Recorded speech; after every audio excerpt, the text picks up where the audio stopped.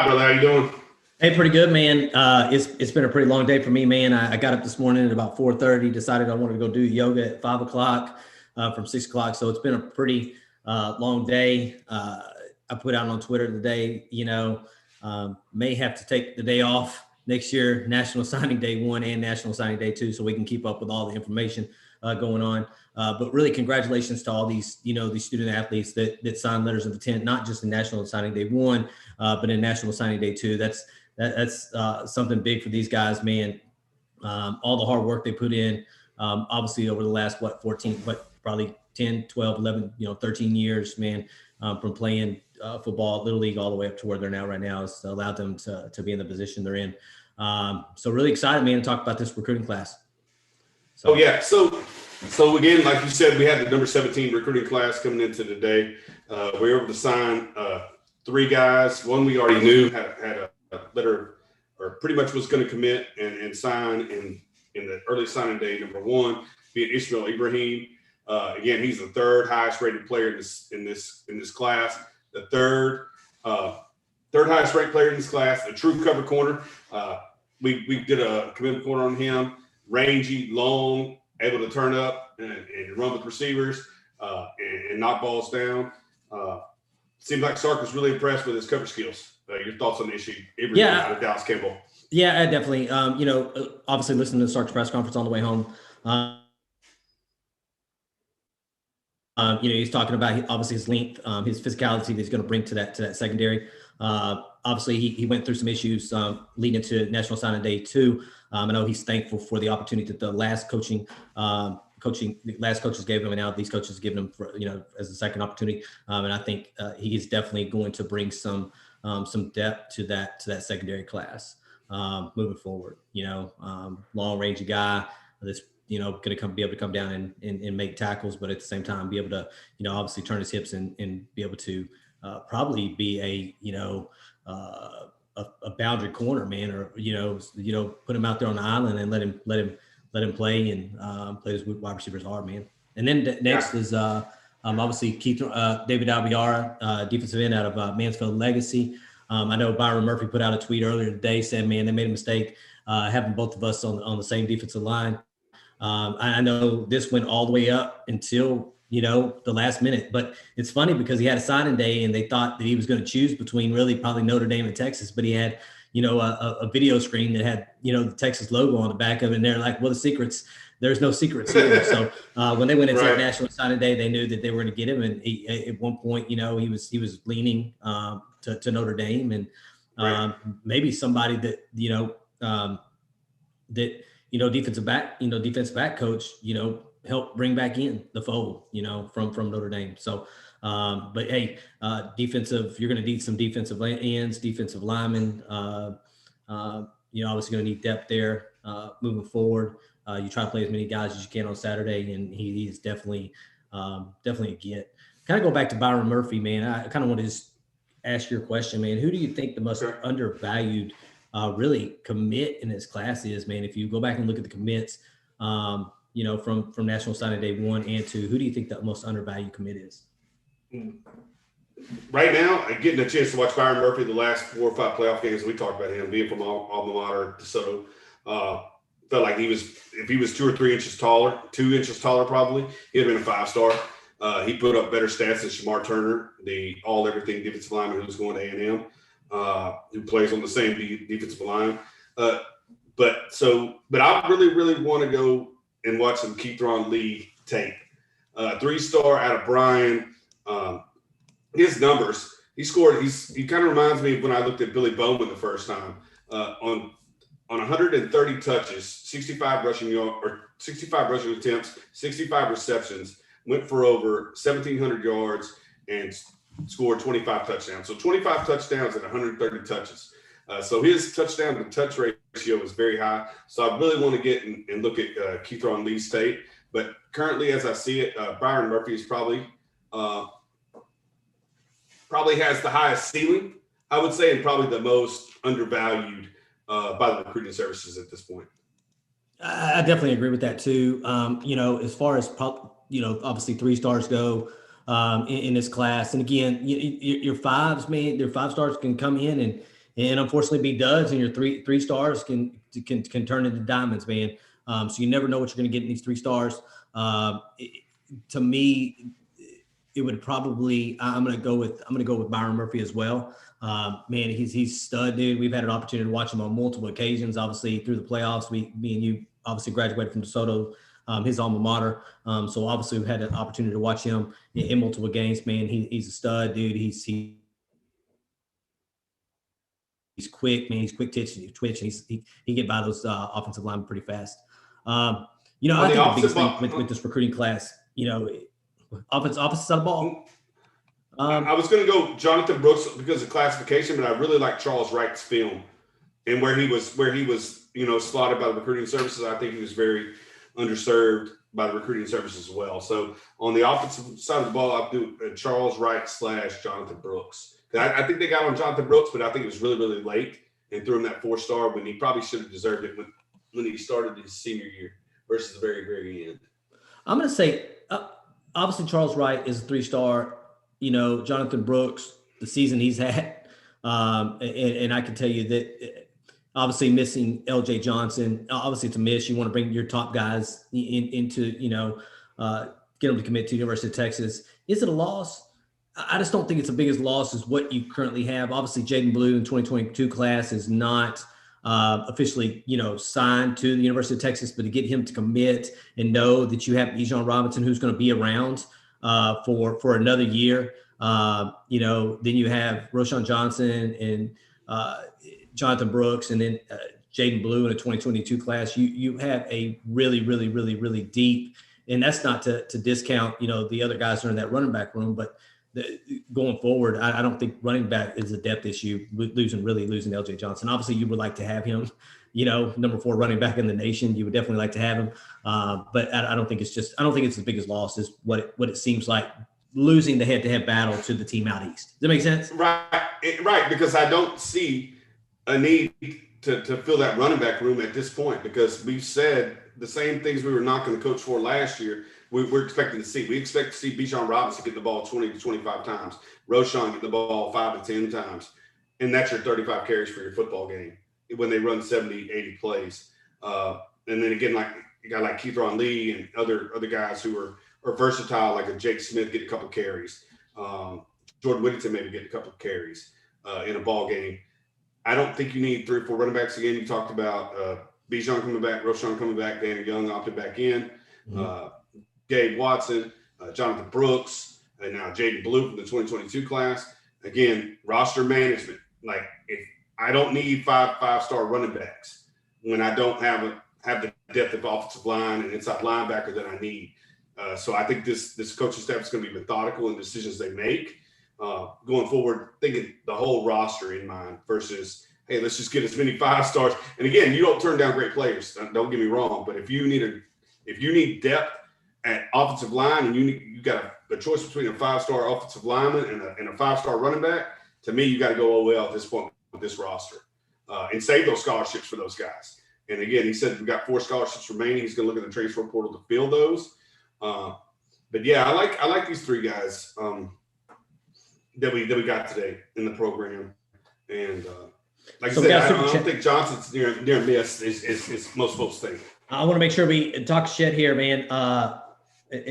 That's pretty cool, man. Talk shit said he gave us $5 super chat here, man. Always awesome to be here, man. We appreciate you joining us, man. Each and every week, man. If there's 59 people currently, 6 people watching, if you haven't hit that like button, please hit that like button. After us, a quick shout out, man. After us, Fanatic Perspective is going to go on at 8:00. So I know they'll do a national signing day, probably YouTube as well. So right after us is Fanatic Perspective. So y'all need to, as soon as you get done with us, tune in over there to listen to those guys. Yeah, we're going to make a conscious effort to get off the air so that you guys can switch over. Absolutely. Sure. Well, we won't get long-winded tonight. No. They were talking about, Noah brought up a point here. He was talking about a offensive line coach from Louisiana Monroe that looks like he's probably going to come in to be probably an offensive analyst. That's what I'm thinking, assistant or something to Flood. I guess he's directly related to the Katy High School head coach. Okay. So he's direct links to the programs you need to be related to, man. Go ahead. Exactly. And he's not new to the Texas program. He actually was in the same position under Mac Brown in 2013 and Charlie Strong in 2014. So he's no stranger to the program. Yep. Yeah. There's a nugget. Not my nugget. I stole it. I stole it from 247. Okay. Probably the same place these guys saw the story, so I can't take it for myself. I was like, okay. But yeah, his name pronunciation is I think it's I can't read my own penmanship sometimes when I'm scribbling. But Amon Nagabdi is his name. Like I said, he was part of the program in 2013, 2014. Like you said, he was a offensive coordinator at Ulamon, so has coordinator experience. So another guy who's come to the Texas program, probably that has had higher positions in the programs and is willing to take an analyst position here or an assistant that's going to help out Kyle Flood to get his experience and possibly parlay that into a better job in the future. So John Davis, I think Sark's is trying to do exactly what Nick Saban's doing. So John Davis comments something. It's kind of what I want to get to here. Sark, he says Sark does a very good job, very good press conferences, and I assume that translates to recruiting interactions. Matt Rule was a master of the press room. Aranda a bit boring. Tom Herman didn't seem to want to be there. I think the biggest thing with that is that when you look at this class of guys that have come in, at any particular point, the guys that signed letter of intents in National Signing Day 1 could have took their papers and walked away. You know what I'm saying? So to have to come in and only been here for a few weeks, having to re-recruit the guys that you came in, and then able to close on the guys that didn't sign for National Signing Day 1, I think means more to me than anything. That he was able to keep this class together. Obviously, he had some attrition with some guys who were already in the program, but you didn't see people leave or jump ship, like with the new coaching staff. Yeah, and I think it's because I think they know what they're getting in this new coaching staff, and that comes back to being. He always says it. He wants to be relatable, and he wants to be personable. He wants to feel like he's on Zoom, but he's sitting in your living room talking to your parents and that is what we've been missing for the last 4 years, because he's right. Tom Herman, it felt like Tom Herman didn't want to do any of those things. Without a doubt. And you know what makes putting a kid on the bench okay for him is if you have a relationship with him, that you can explain to him, you're personable. You have a relationship with him. Hey, this is the reason why you're sitting. This guy is playing better than you. This is a competition. You'll have an opportunity to get your spot back every single practice and every single game. But it was never a meritocracy. I don't think he had created relationships with these players. So the moment that we saw this year, the moment they had to sit, they started entertaining the transfer portal. They got on social media, invented to us. I don't think you'll see that with Sark. I think you'll see him understanding his players more. And like I said, it matters, that relationship you have with your player, if you're going to put him on the bench and tell him, hey, I'm going to replace you with a guy who is an underclassmen or behind you. Because of this, and this, can explain that, and they can accept it. Whereas I don't think the previous coach had that same ability, or the skins on the wall again. So, and like I said, I think I don't know. I'm looking at the comments. I'm looking at the comments here. People are saying, "What's up, Clint?" And then somebody says on here, "It's Talk to Shet, $5 super chat here." Said, "I wish you would have gone bowling with us. Wish you would have came bowling with us, Clint." So. Yeah, got super people behind this. At the end of the show, I got a special shout out of another YouTube channel that has nothing to do with football. That's ran by my director of human resources. And she looked at the number of subscribers we had, and she says, hey, I need you to just give me a shout out, because I'm sitting at I think she was sitting at 36 when we were together today. Now I think she's about 40, but I told her I'd give a special shout out to her channel at the end of our show today. So I owe her that. Okay. So, Jatavian Sanders comments, man. Your thoughts on Sark's Jatavian Sanders comments today on the press conference? Mine? Yeah. I didn't hear him. You didn't hear him? Nope. All right. So he was asked. As far as they were asking about players and so on and so forth, and somebody asked him, hey, where do you see Jatavian Sanders playing? He was without a doubt. He said.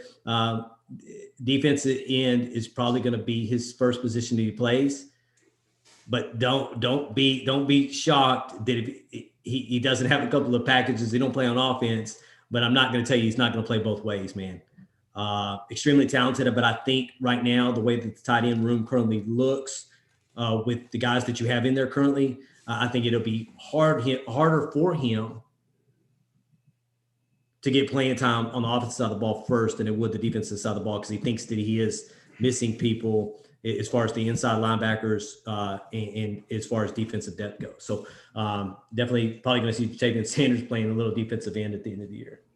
Or the beginning, which is crazy because I said weeks 1 through 10 of his high school season he's playing defense. And then I finally back off of it and say those one-handed catches that continue to show up on ESPN make me move him back to offense. But I think this group thinks that I said it, I think his biggest impact and his biggest growth potential is on defense. He was just faster and stronger than those guys. You get in that Bo Davis room and they start teaching you technique. People got pissed off at me when I did his commitment corner podcast. And I said, hey, he doesn't have the pass rush moves that Jordan Thomas has. He's very raw on the defensive side. I think that he has outstanding growth potential on the defensive side. We see what he can do with the offensive side, but I just don't know for this team if his greatest, no doubt what Sark is saying, and I felt it my same way, is that his biggest impact to the team, looking at the roster, would be on the defensive side of football. Because there's only so many touches he's going to get as a tight end. As a tight end, you have an opportunity to make it. You have an opportunity to make a play each down playing on defense. So yeah, it's exciting, man. I know he was talking a little bit about spring ball today and when it's going to be, and hopefully he's pushing it out so that we get to a point where we may have fans at the spring game. Johnny Munoz has asked me what my bowling score is. I probably average 120, 130. May get lucky sometimes to get somewhere between like a 160 to 180, but about a 120 to 130. Cannanator, who was it? Talkit shit. He knows both of us, by the way. So I think it's the soldier that I had that you had. He says your bowling skills are not very good. I've always said my bowling skills were not very good. Bowling nor pool. Any bar games or any stuff like that, I'm not very good at. I played this last week. We went Friday, and I bowled the second game we bowled. I actually broke 100, which is probably the first time I've done that in my life. And I probably bowled maybe 20 games in my life from the time that I was born to the time to present day. 20 games, and just a little over 100 was my best score, and I got it last Friday. In the second game, the first game was very poor. I know the answer to this question, but I'm gonna ask you anyway. Your thoughts on Vince Young coming back, being part of the administration, man? It's a great opportunity for Vince. I heard Bucky Godbolt talking about, it's a rehabilitation project for Vince because this is not the first time Vince was employed by the school. He's dealt with some things that made them not retain him for a time. But when you see Colt McCoy, Michael Huff, Vince Young at Sark's press conference, you see Charles Omenihu and Deshaun Elliott and the players that thought that have felt disenfranchised by the University of Texas over the last couple of years start tweeting. Like I said, keep this momentum going, keep this positive vibes going from recruiting into spring ball, into the spring game, just keep rolling. Because like you said, it's a different attitude around the program, I think. Like I said, I don't know that they weren't brought back in to the fold by the previous administration, the previous coach. But Sark, again, is paying attention to the details. He's getting into parents' rooms. He's getting into coaches' rooms. He's getting into, former players' rooms, and he's making relationships with everybody across the board, which is only good for the program. Yeah, absolutely, dude. He's to me, in our time, Ricky Williams and Vince Young are the GOATs of Texas Longhorn football, man. You know what I'm saying? If you know people, if you ask somebody about Texas Longhorn football, they're going to name two people, and it's probably going to be Ricky Williams and Vince Young. Vince Young in the Rose Bowl, national championship against USC. Obviously, Ricky Williams, Heisman Trophy, breaking the record, doing all those things. Those are the two guys, man. And to me, Sark looks at it like this. Sark had an opportunity, a second chance. Vince Young had the same issues. second chance. Let's get him back in the program. Because to me, it continues, like you said, it continues to build that positive momentum, man, getting that brand back to where it was. To really, because it's all about the brand, man. It's all about the brand. Recruiting is all about the brand. And I think, like you said, people, 17th ranked class. To me, I'm gonna do this. I'm trying to literally make positives out of everything that happened in this 2021 class, because moving forward, I think these guys head over heels can develop better than any other offensive, defensive coaches we've had in the 40 acres over the last 10 years. And that's what's important, to get the old heads back in the program, involved in the program, is important. So these guys, how many, I hate to say it, but how many recruits probably, other than Bijan Robinson, knows about 2005 Texas Longhorns and USC, and the only reason he knows about it because he was a Reggie Bush guy, but it's just having him be around, being a national championship quarterback at the University of Texas is absolutely important, man. And he needs to continue to do what he's doing. Sark needs to continue to do what he's doing. But he said it today. We got to be the best development staff in the country. We got to develop these guys. Again, like you said, I'm not going to be woe is me over a 17th ranked class, because again, we've had top 5 classes that you could say may have underperformed or didn't get developed. So to me, let's flip the script on this thing. Let's do a role reversal. Let's take this 17th ranked class, because there were classes in Mac Brown's tenure that weren't always top 10, that they seem to find superstars and draftable players out of it. So like a Brian Robinson out of Splendora, a Colt McCoy, all those 2 stars that we chronicled that they had on their roster when they won a national championship. So there's some blue guys here. There's some hella talent here. We've already talked about underrated guys we felt in this class on this podcast. So Jaden Alexis, man. Jaden Alexis, Florida, Sark's offense. Speed. He's gonna be a big deal on the 40 acres. Mark my words. He is going to be a big deal. Those kind of players, him, Keithron Lee, the kid Harrison out of Hutto that opted out last year, those fast. They're not 6, but they give you an opportunity. If you get the ball out of Hudson Card's hands or Casey Thompson's hands quickly and into their hands, they can make people miss and make big plays. That's what you're looking for, those explosives. So the Cadenator there asked a question. He says, on first game, who would you like to be at quarterback for the first game back, Casey Thompson or Hudson Card? What I want is a legit quarterback. The best man for the job. That's it. Quarterback competition. All I want to talk about for the next 5 months is quarterback competition. That's what I want, because I don't want there to be I want there to be a 1A and a 1B right now, because neither one of them have done anything to prove themselves to Coach Sarkisian or AJ Milwee or any of those guys. Yeah, One is the best man for the job. Yep. And like I said, the only thing I could judge on is quality playing time. And right now, Casey Thompson really impressed me in that Alamo Bowl, going against ones from the Colorado Buffaloes. Mostly Hudson got mop-up time, but I know he's well respected. I've watched his film from high school. I know what he can do. But like Clint said, make it a meritocracy. Let that dude who steps out game 1 have beaten that guy from spring ball all the way through fall camp or summer camp and into the fall. Let us know that guy has clearly won the job. And again, I would discount Charles Wright. Like I said, I've seen him in Sarmtown. I know what he could do. Let these 3 get after it in spring, and we'll see what happens. They're talking about Bijan not coming off the field. Somebody said somebody's got to kick field goals. They said Bijan might have to kick field goals. Just keep him out there forever. That's what I'm saying. Like the loss of and like I said, LJ Johnson is a good football player, but that is not a position of need currently on this roster. And so if I was going to save a scholarship for a position of need, I would ship it more to that offensive line, and then that, of course, the linebacker position. Because Sark said he watched every game they played, so he knows where their deficiencies are, and he knows where he's going as far as the transfer portal. It's my thoughts. Yeah. So, Jerry Gleam, he said, we'll start like running with the quarterback. I think it's players, plays, formations. He's going to figure out Ran what with your best, Jalen. what this offense is best Ran at, with and they're going Jalen. to utilize. Yeah, and they're going to utilize Ran it, a and they're little going to less make with everybody Tua. stop. Yep. Right. Ran with Jalen.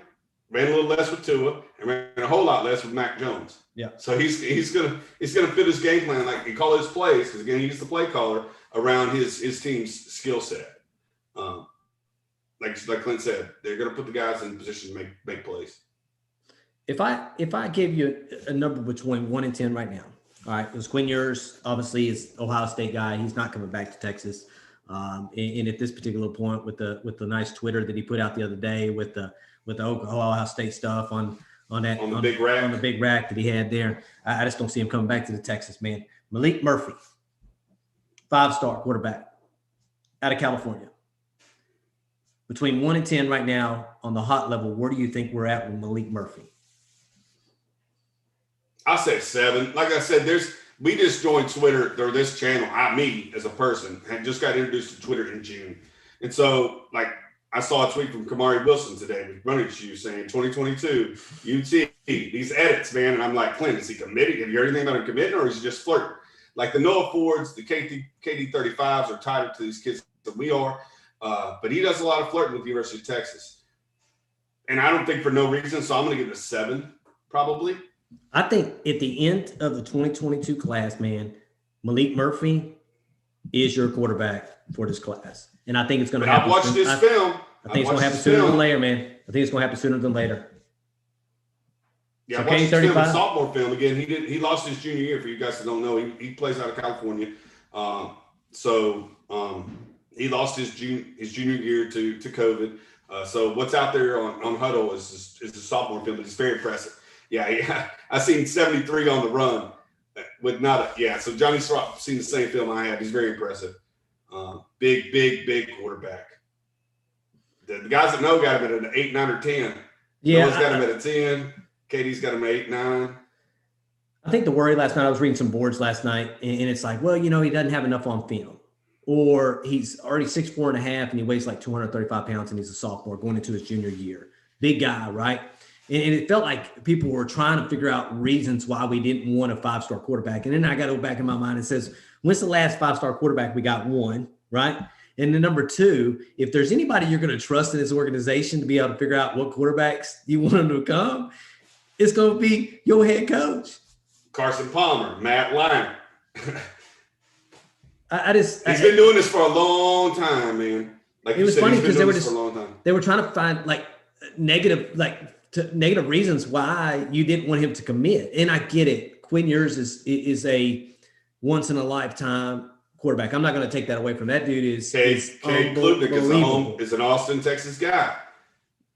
But I think with development, with more time, they see enough upside in Malik Murphy to be able to pull the trigger and say, I want you to come to the University of Texas to be your quarterback. And I'm telling you, that is right now, I believe Malik Murphy currently is probably number 1 on the board. I would probably put Klubnik at number 2, right? Because I think they think that ship sailed with Quinn Ewers. I really do. So I'd probably put 1 Malik, 2 Klubnik, and then number 3 would be Connor Wigman. Wigman out of Bridgeland.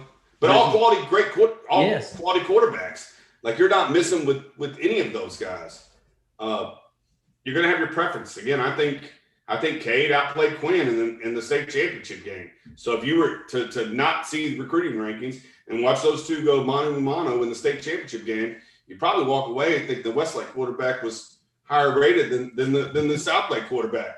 And Absolutely. Then you go back and you go back and watch Malik Murphy's film, and you're like, as a sophomore, and at that size and that speed and that arm talent, like, who wouldn't want this kid? And like you said, I got to trust Sark's eyes to say, hey, this is the guy that I want. And if you do it really well, you may get to him, but we'll see. Because players like that, again, we talked about, bringing Jalen Milroe when Quinn Ewers, when we initially got Quinn Ewers to commit to UT, and then since, decommit, we lost them both. But players like that, like you said, you're the best in Dallas, you're the best in Austin, you're the best in Houston, you're the best in California. players like that don't normally get scared away with competition. So we'll just see how this whole thing plays out. But I would be happy with all of them. But yeah, he really impressed me. Malik Murphy's size, speed combination, and his arm talent is very, very impressive. So Connor Wigman, they say Noah said he's committed to Texas A&M this week. The thing about Connor Wigman, he's just about as talented on the baseball field as he is on the football field. So there's a good chance he could get a high draft pick for Major League Baseball. Kyle Murray type deal. Yeah, it may opt out of playing football altogether. It just depends on, where your heart is at that particular point, man. Yeah, these Westlake guys, man, that we've seen, man, and me and you talked to each other during that Westlake, South Lake Carroll game, and we were talking about that running back, and we were talking about, that cornerback that grabbed that one-handed thing, and it said, damn, man, I just didn't know enough about those guys to give you an honest opinion on it. But to get those guys, man, out of Westlake as preferred walk-ons I don't know why we haven't gone there before. With as talented as that program has. They popped on film, both of them did, against quality competition. They had to go through North Shore to get to South Lake Carroll. They were playing quality competition all year long and produced at a high level for Westlake. So, yeah, the moment we turned that film on, we hadn't seen a game of Westlake live. So the first time we got a chance to see him was in the state championship game. But the moment you saw Taft play cornerback and you saw Minor run the ball down the sideline against the South Lake Carroll team on that first possession of the ball game, you're like, who the hell is this? And why haven't we heard from him? So yeah, to get them on campus again, you could create depth through preferred walk-ons called gray shirts. Again, so they'll pretty much put them in a program, send them out next year, and see if they can offer them a scholarship and see if their growth and development leads to a scholarship offer the following year. Yeah, if you have those available. Yeah, so one of them had like John Munoz is saying, one of them had a scholarship offer to Yale. I'm not sure if Yale actually gives scholarships away. I heard that the Ivy League schools don't have scholarships available. I don't know, but I think the running back was committed to Rice to go play at Rice. So smart kids, man. They didn't. Yeah, they're all smart. They didn't have a problem ensuring their academics were on par to get into the University of Texas with some of these schools they're getting into, man. But they just have to be happen to be athletic as hell, man. I think just like the lineman Austin Uke today had to choose between Texas and Stanford had been on Uke for a long, long time. And when you're a student like that, you've already created those relationships. You already figure out where you want to go, what you want to learn. And I heard the guys talking about, I don't remember which show it was on 104.9, but when you're talking about campuses and scenery that have as much to offer as Austin, Texas, Palo Alto, California is a pretty damn nice place to hang out for 4 years as a college student. So. And again, you can't fault a kid for that. Stanford, Texas, you know what I'm saying? You cannot fault them for that, to go get a scholarship from a place like Stanford, Ivy League of the West Coast and go and go to school for free at Stanford and graduate. And definitely can't fault that kid for that, man. Obviously it's a loss.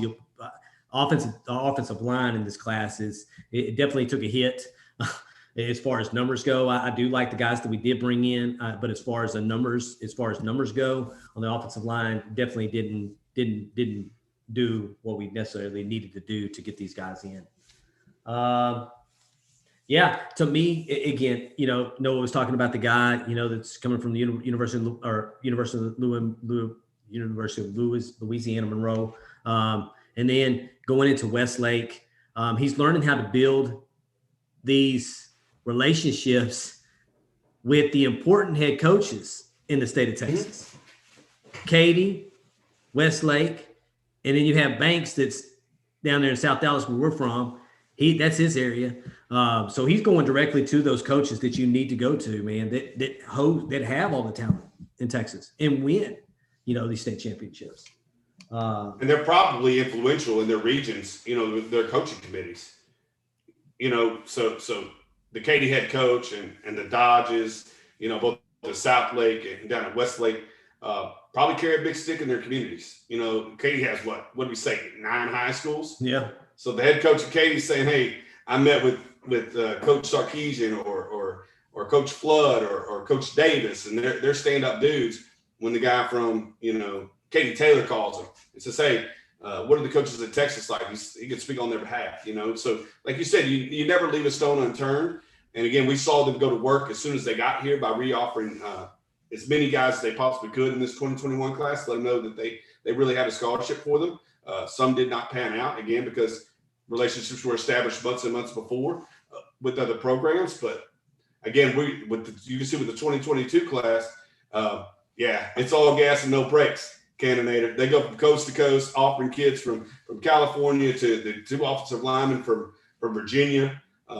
So they've shown they're gonna search for good players in good programs and create those relationships across the board. They have to. So Cannonador's my nephew. My nephew. He's over here super chatting us. So hey, I appreciate it, man. That hard-earned money there. Oh, wow. Appreciate it, Alex, man. Appreciate it, Alex, man, for your $4.99 there. We appreciate you, man. We really do. I'll get you back. I'll get you back later. I'll get you back later, man. $4.99. I'll take you out to dinner, dude. But we appreciate it, man. Yeah, all gas, no brakes, man. Barry Alexander to Georgia today. Hurt my feelings, man. Hurt my feelings, man. Mine too. Hurt my feelings, man. Bo Davis. I need Bo Davis being Bears ear for the next damn near year. Until he signs that letter of intent to go to Georgia, man. We got to get him back. Yeah, we have to get him back.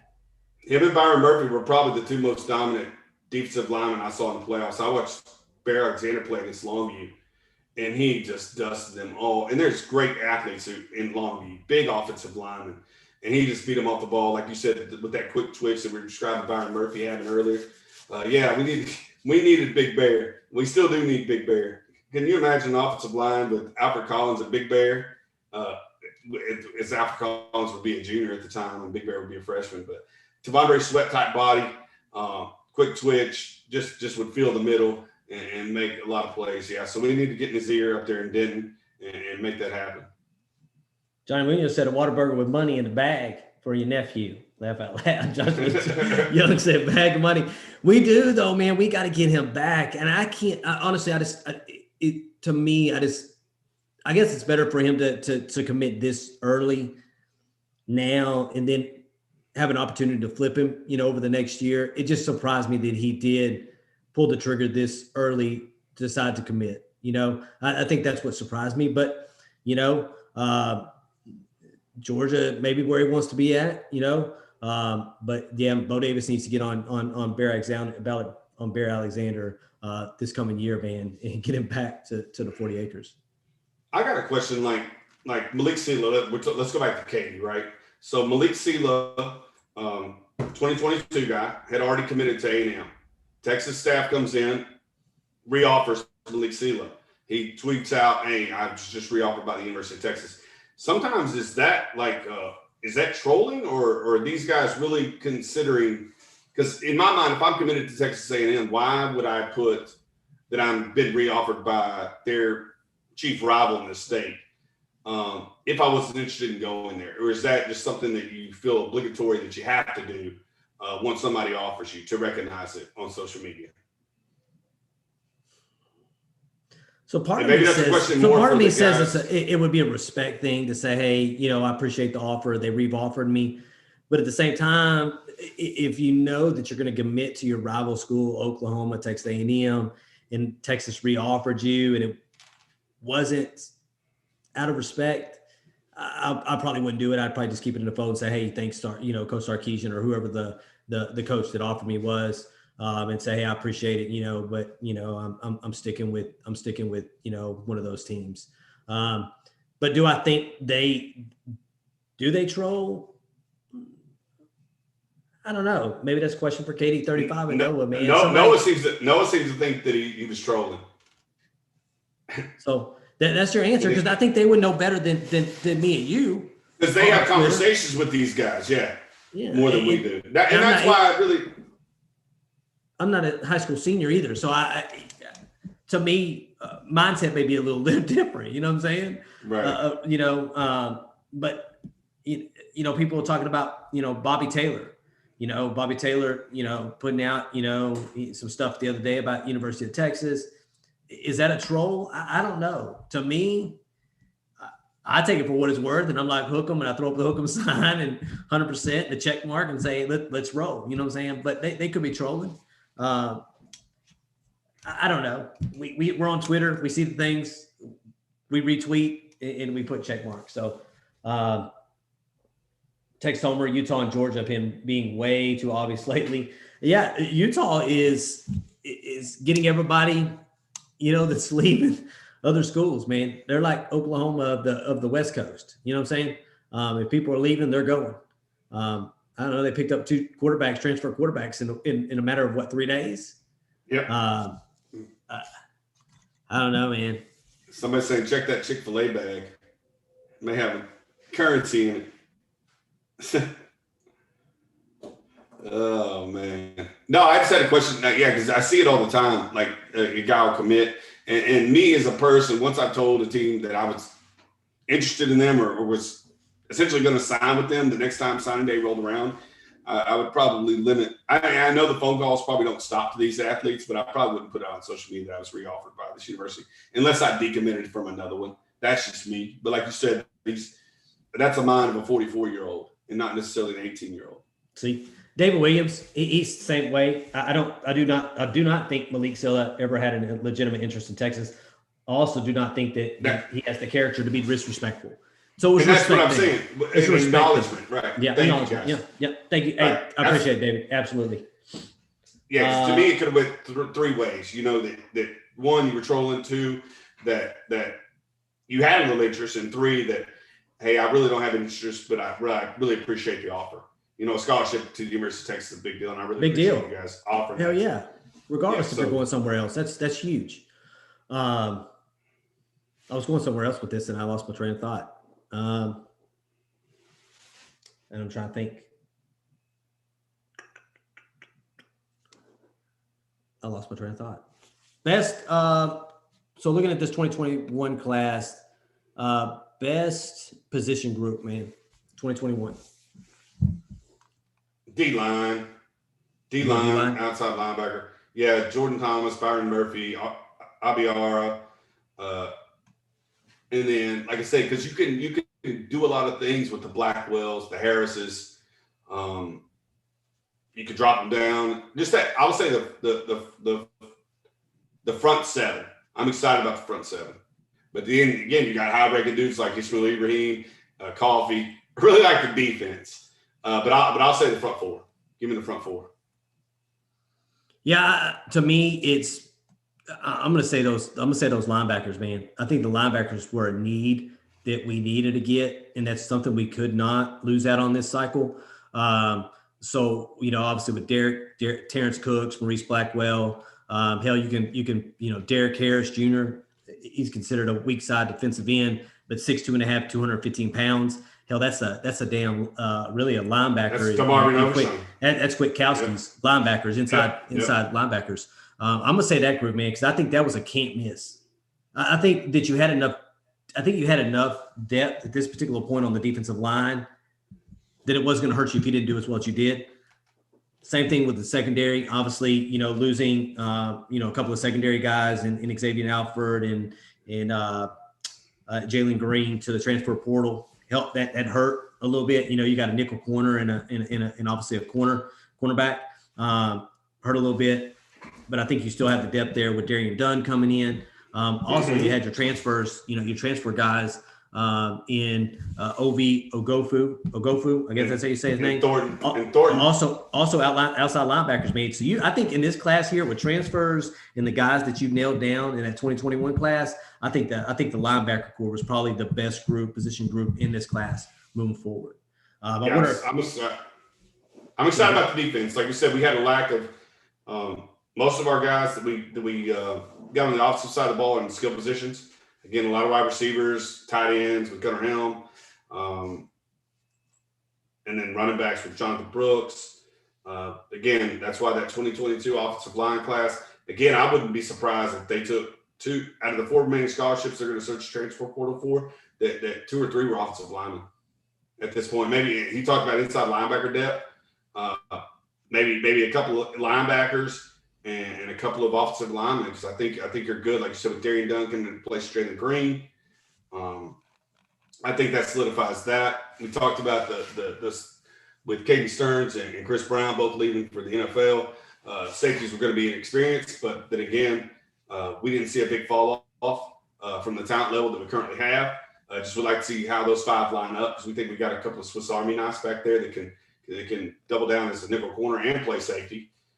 So yeah, just plenty of guys back there. It's going to be PK's job to figure out which position they best suit the team to get his best 11 on the field. Because again, a lot of these guys can be position versatility, whether it's removing from defensive end to defensive tackle, from defensive end to outside linebacker, and then possibly, if you're sliding enough to be inside the box is a strong safety. So we'll see what we get. It's crazy because me and you both love defense, and it's crazy because Sark's coming in with his obviously offensive mind that's going to do crazy things with this offense. But I'm still more excited to see what the defense is going to look like I did under Chris Ash. You know what I'm saying? So I'm excited about this defense. I think it's just going to be multiple. I think you're going to see safeties that are going to come down to play linebacker. I think you're going to see that. You probably have 6-7 defensive backs on the field at one particular point.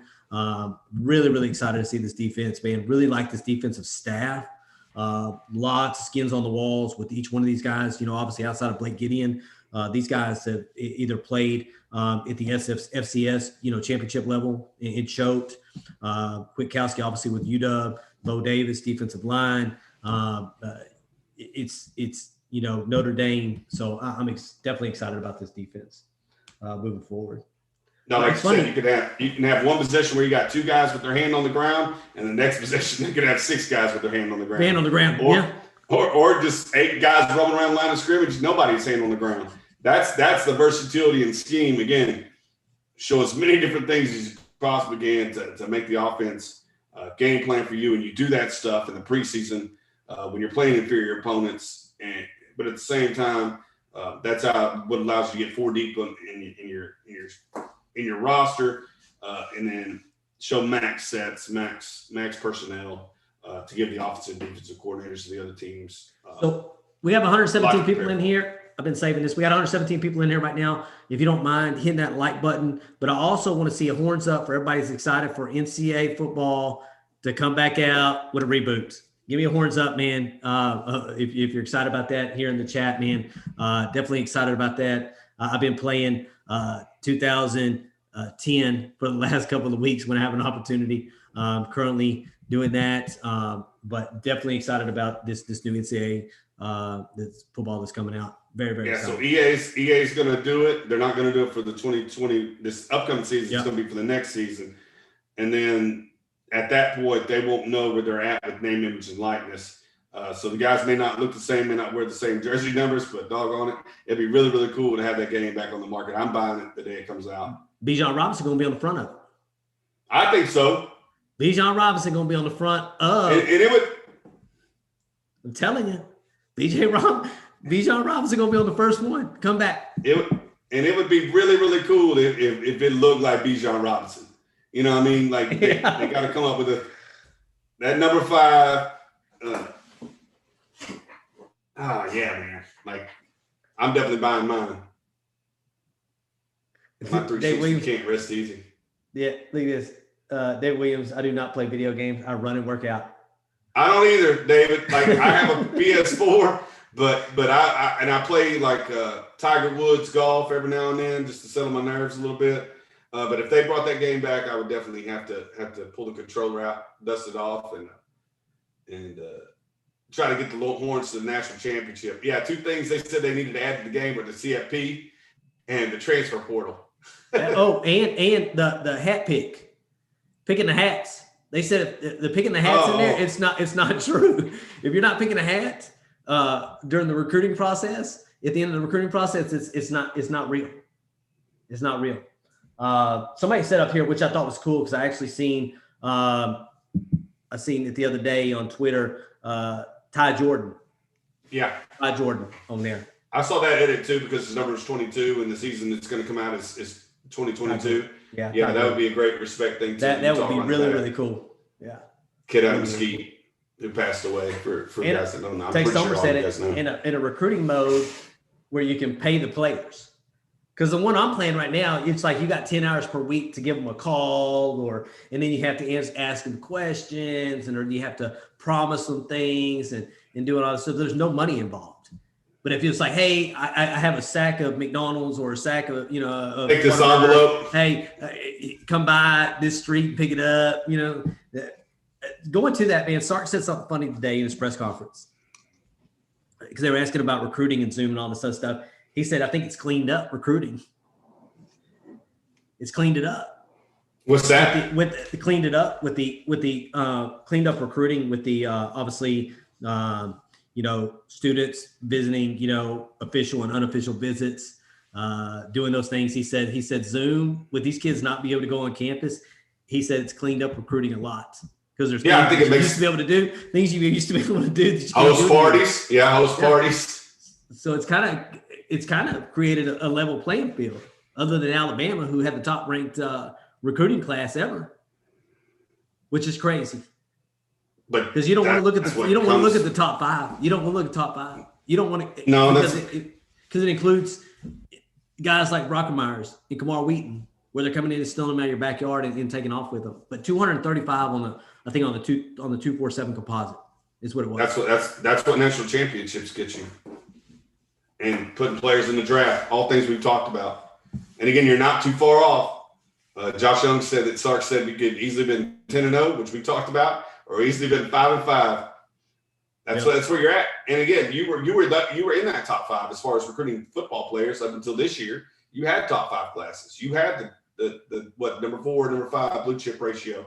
You were with Alabama, Ohio State, Clemson, and Georgia. And you still, in my mind, you still are. Again, there's nothing to say this 17th ranked recruiting class can't be or turn into the number 5 most productive class in the country.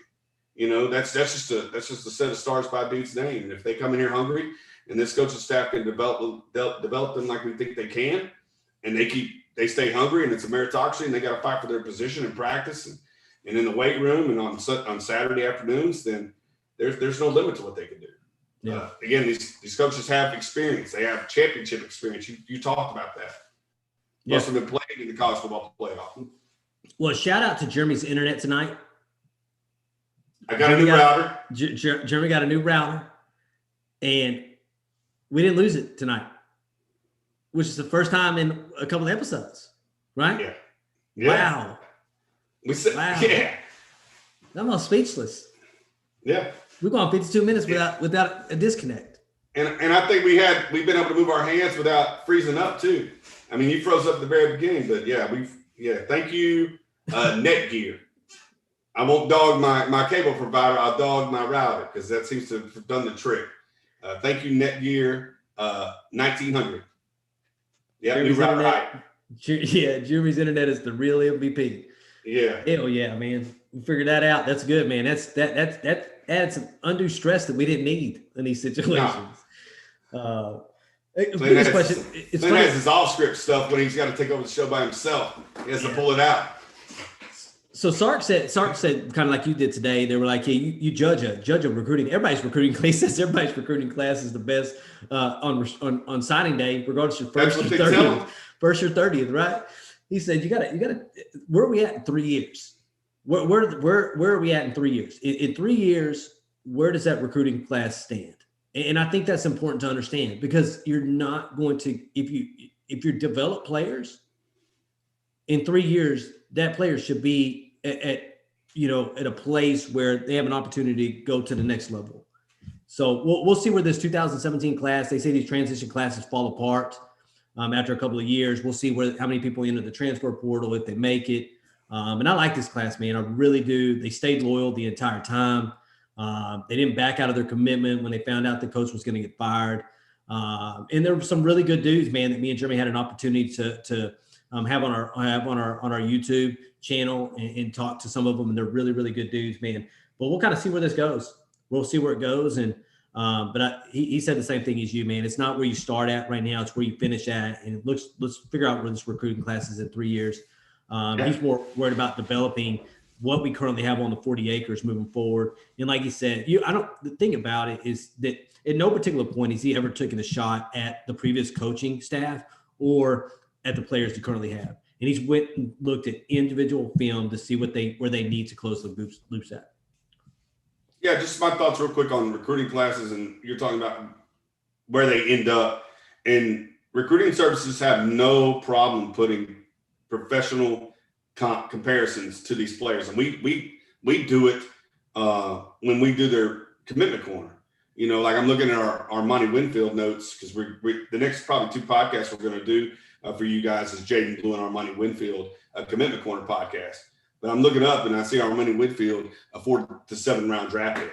You know, so he's coming out of high school, a junior year of high school, and recruiting services already project him as a 4th to 7th round draft pick. So that's what you're saying. So he walks in there on the University of Texas in one more year at Louisville as this thought, but by the time next year rolls around and he's a senior and has more film and more time on the football field, that thing could change to a 1st to 3rd round draft pick. But there's nothing to say that you can't be the reverse. You know, like a kid like we said, like Jonathan Brooks, who dominated Texas high school football lower classification at Hollinsfield. There's no limit to what that guy can do.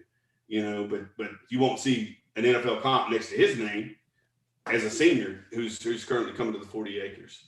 And so I think it's give and take. Like you said, coaches are going to tell you on the day of signing that it's the best class they've had since they've been coaching at that university, you know, so that folks hop on board. But again, we won't take that 17th recruiting ranking that we have.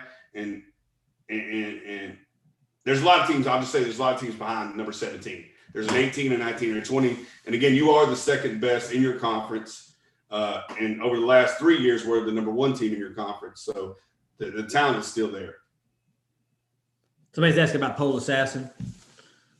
You can ask Jeff Banks, don't ask us. Yeah, ask Jeff Banks who Pole Assassin is. Yeah, old Pole Assassin. We don't know her. Yeah. So couple of quick things, man. Hey, let's keep the positive momentum going. The 2022 class is starting off really good. I think currently ranked number 10 in that class, if I'm not mistaken. Right in front of 3 guys over the 95 mark, man. I think we're currently at like 96 at this particular point. Let's keep that positive momentum going, moving, past this 2021 class, which we consider a transition class with the new coaching staff. These guys have been beating the street, putting out a whole bunch of offers, man, across the nation over the last couple of weeks, man, trying to play catch up. We didn't talk about that kicker. Oh, with that hair. With them three successive 65-yard field goals. Oh, man, that guy was impressive. I've only seen him kick 3 times, those 3 field goals that he walked across the field, but he said they were from 65, and they weren't lacking. That guy's pretty freaking awesome. He's preferred walk-on, right? Yeah, he's preferred walk-on. I want to say from Flower Mound. I want to say from up in the Dallas area, Flower Mound. Yep. But yeah, that dude, he is MVP with that hair. Hey, like I said, Fanatic Perspective is going on tonight here in about 2 minutes. We don't want to run past their show. Definitely want to end it here, man. Y'all scoot over there. We're gonna scoot over there too with y'all. More than likely, a couple of things here, a couple of admin notes. If you haven't hit that like button, please hit that like button. If you have not subscribed to our channel, please subscribe to our channel. If you haven't told someone about our channel and you like our channel, please tell them about us. We'd appreciate it. Getting closer and closer to 2,000 subscribers, which is crazy to think of, doing this 6 months.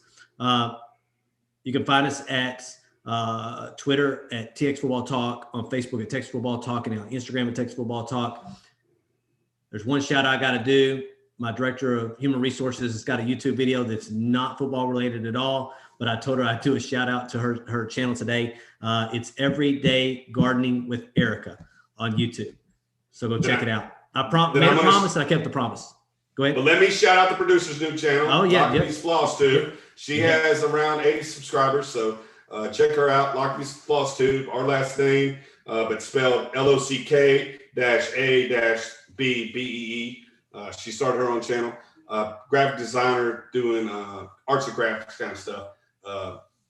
Again, not football related, but go on to those young ladies' channels, gardening and crafting with Clint's friend and then my wife. So yeah. Everyday Gardening with Erica. Y'all have a good night, and we'll talk to you later. Hook 'em. Hook 'em.